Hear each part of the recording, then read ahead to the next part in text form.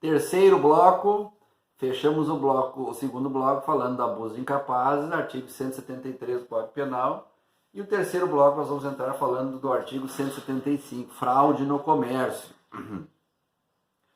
A chamada do artigo diz o seguinte, a redação do artigo 175.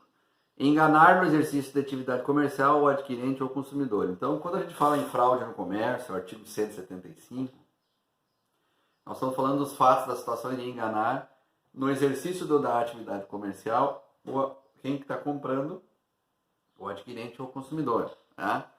E transcorrer dessa atividade ilegal também aparece no inciso 1º e 2º do próprio artigo 175. O parágrafo 1º, o inciso 1º diz o seguinte, ou seja, vamos ver a referência do artigo novamente. Enganar no exercício da atividade comercial o adquirente ou o consumidor.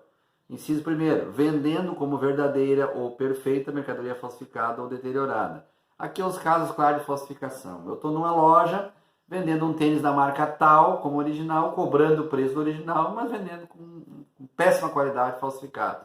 Então, enquadra-se como inciso 1º do artigo 175. Inciso 2º, entregando uma mercadoria por outra. Ou seja, eu vendo uma mercadoria de tal tamanho e tal peso e entrego a outra de um tamanho menor de peso menor. Estou cometendo o crime de fraude no comércio, artigo 175, Código Penal. A pena base desse crime é de detenção de 6 meses a 2 anos ou multa. Lembrando que a multa não é automática, nesse caso. Ainda no artigo 175, nós temos o parágrafo 1º e 2º dessa abordagem. Tá? O parágrafo 1º diz o seguinte, alterar em obra que lhe é encomendada a qualidade ou peso de metal ou substituir o mesmo caso por verdadeira ou falsa. Tá? Ou seja, nesse caso aqui, resumindo, é alterar em uma obra a qualidade ou todo o encaminhamento dos trâmites que lhe foram contratados. Tá? Para isso, nós temos a configuração da pena base de 1 a 5 anos e multa. Tá bom? Importante observação sobre isso também nesse artigo 175. Bom, artigo 176 faz referência a outros tipos de fraude. Tá? A redação do artigo diz o seguinte, tomar refeição em restaurante, alojar-se em hotel, utilizar-se de meio de transporte sem dispor de recursos para efetuar o pagamento. Aqui são os casos clássicos. Eu ir no restaurante almoçar e depois dizer que não tenho dinheiro para pagar. Eu me hospedar no hotel ou utilizar um transporte sem eu sabendo que eu não tenho dinheiro para pagar. Isso configura um crime de fraude, tá? Artigo 176 do Código Penal. A pena base é de detenção de 15 dias a 2 meses ou multa. Tá? Importante o que traz o parágrafo único desse artigo 176, que diz o seguinte, somente se procede mediante representação e o juiz pode, conforme as circunstâncias, deixar de aplicar a pena. Tá? Esse crime só vai se efetivar mediante representação. E o juiz pode, conforme a situação, deixar de aplicar a pena. Se o cara entrou no restaurante para comer um prato de comida porque estava morrendo de fome e não tinha o que fazer, pode o juiz entender que, neste caso, ele tenha a necessidade de deixar de aplicar a pena. Bom, seguindo, artigo 177, é um artigo bem denso, bem extenso. O artigo que trata das fraudes e abusos na fundação ou administração da sociedade por ações, das sociedades que envolvem empresas, sócios, etc, etc. O que diz o caput do artigo 177? Diz o seguinte, promover a fundação de sociedade por ações, fazendo em prospecto ou em comunicação ao público ou assembleia, afirmação falsa sobre a constituição da sociedade ou ocultando fraudulentamente fato a ela relativo. Então são os casos em que eu faço comunicações falsas, oculto informações importantes que são relativas à questão da societária, etc. A pena base nesse caso é de reclusão de 1 a 4 anos e multa, se o fato não constitui crime contra a economia popular. Se constituir crime contra a economia popular, teremos ainda um agravante e um aumento da pena base. Bom, esse artigo 177 nos apresenta parágrafos e incisos, dos mais variados. Então, nós temos um parágrafo e muitos incisos para falar. Então, ainda no artigo 177, ele traz a referência que nos afirma que incorre na mesma pena se o fato não constitui crime contra a economia popular. Nos casos, por exemplo, do diretor ou gerente ou fiscal da sociedade por ações, tá? O diretor, o gerente ou fiscal que promove qualquer artifício de falsas cotações de títulos da sociedade, o diretor de gerente que toma empréstimo à sociedade, o diretor garante crédito social, quem é gerente fiscal interposta por pessoa, tá? O representante da sociedade anônima ou estrangeira que é autorizada a atuar no Brasil ou fora, a dar falsas informações ao governo. Então, qualquer uma dessas situações vai se configurar no crime de fraude e abuso de fundação ou administração da sociedade por ações. Tá? Importante comentar sobre esse tema. Bom, artigo 179. Observe que eu, por exemplo, pulei o artigo 178, por se tratar de questões irrelevantes.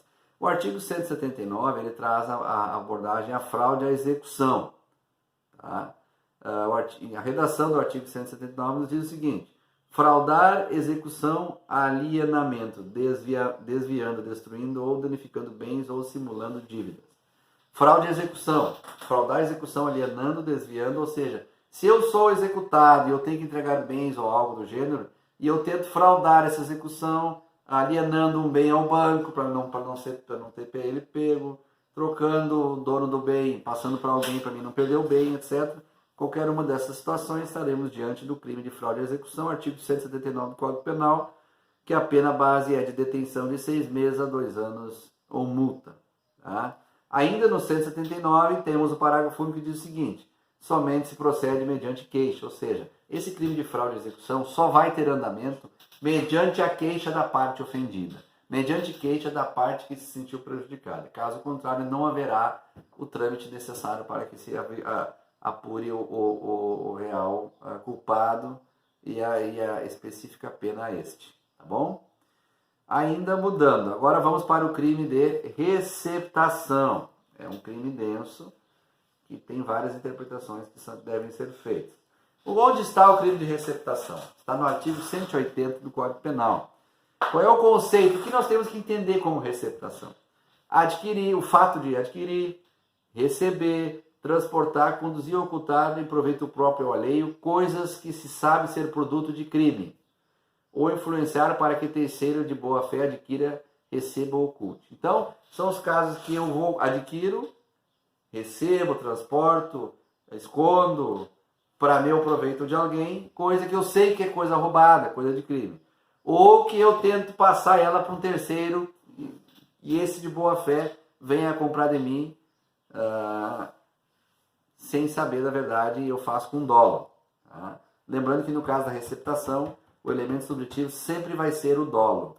Tá? Ainda, a receptação dolosa. Ela se divide em duas possibilidades: a própria e a imprópria. O que diz, como se caracteriza a receptação própria? Tá?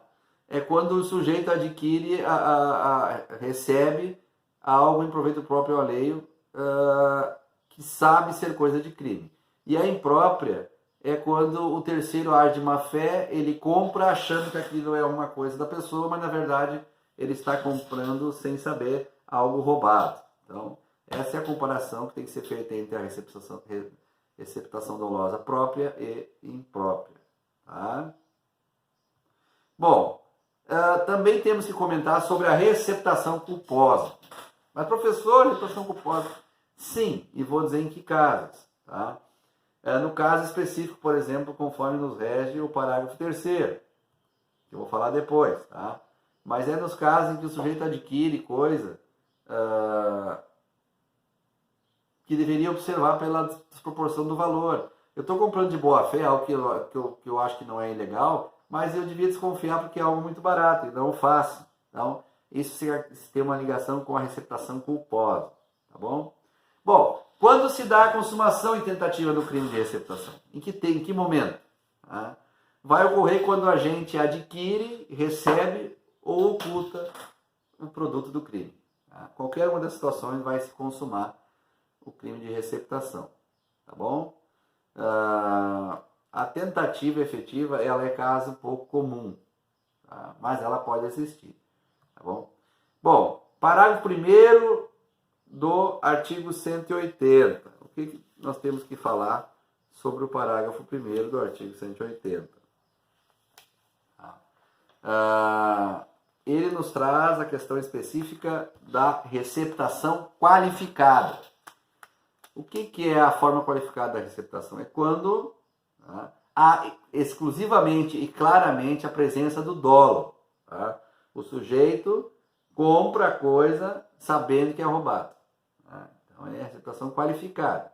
A receptação, o parágrafo 2º nos traz a questão da equiparação à atividade comercial. Quando tem efetivamente qualquer forma de comércio irregular, clandestino, inclusive com exercício na própria residência. Esse parágrafo 2º é pouco abordado. E o parágrafo 3º trata da receptação culposa, que eu iniciei falando anteriormente, e diz que o código se refere à natureza. O fato, eu estou comprando algo, eu acho que não é roubado. Não, eu sei que para mim não passa pela cabeça que é roubado. Mas se algo custa R$1.000, estou comprando por R$100, eu deveria, no mínimo, desconfiar que aquilo está errado. Portanto, trata-se de receptação culposa, parágrafo 3º do artigo 180 do Código Penal. Deve presumir, a gente deve presumir que aquilo está errado, deve-se presumir que algo está estranho, tá bom? Bom, ainda na receptação, temos que comentar ainda uma questão importante que trata-se do perdão judicial na receptação.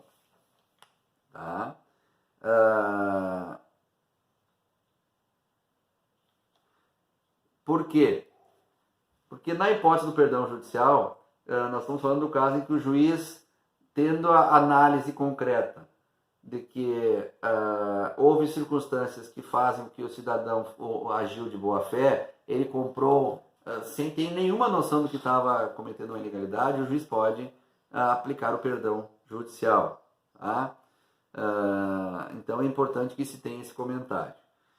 E o parágrafo 6º do artigo 180 traz o tipo qualificado de receptação.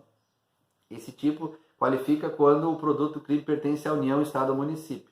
Quando envolver coisas públicas, nesse caso, haverá a qualificação do crime conforme o parágrafo 6º do Código Penal. Até o próximo bloco, o 4º bloco, onde trarei questões concursais sobre os temas abordados na aula de hoje para a gente debater.